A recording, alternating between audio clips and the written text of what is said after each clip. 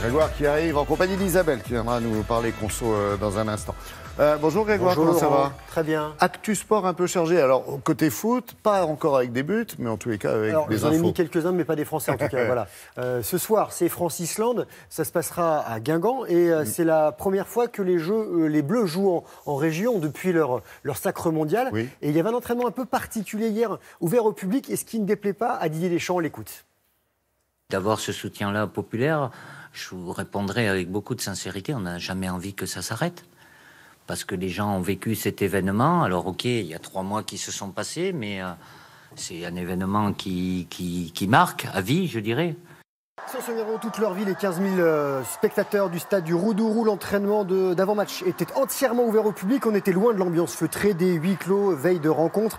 La séance s'est conclue même par une standing ovation lorsque les champions du monde ont fait un tour d'honneur pour présenter leur trophée.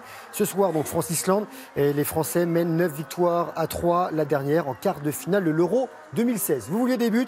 Oui. Côté résultat, l'Italie ne gagne toujours pas. 5 rencontres, 2 défaites, 3 nuls. Dernier nul en date, c'était hier face à l'Ukraine.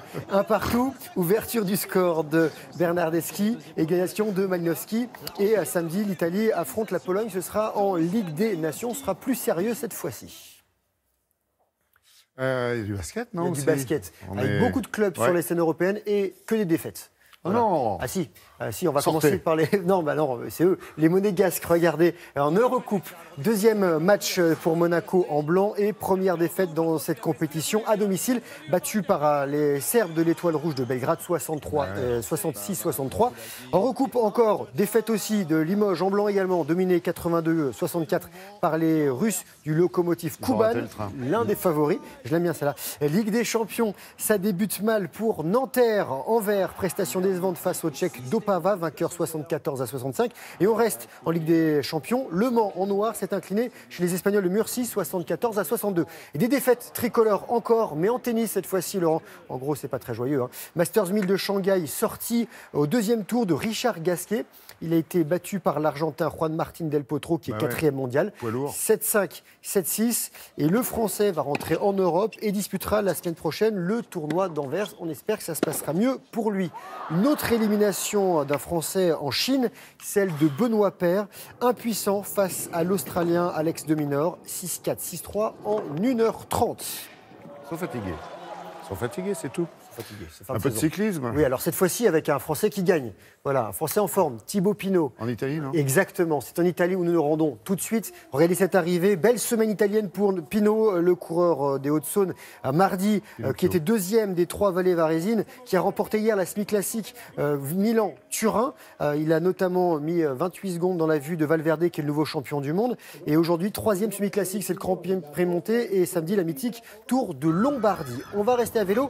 On est sur le casque, on est dans la caméra embarquée de Loïc Bruni, triple champion du monde de VTT qui participait au Red Bull Fox Hunt. Ça se passait en Irlande du Nord. Le but du jeu, rattraper les 550 VTTistes qui sont partis devant. En fait, il y a 3 renards, des pilotes pros, dont Loïc Bruni, à leur poursuite. Et après une course folle, le Français n'a pas réussi à rattraper tout le monde, mais il sauve tout de même une belle 13e place. Et on finit avec de la belle mécanique et le rallye entre deux mers, 3e édition, à l'initiative du pilote légendaire du Dakar, Cyril Neveu.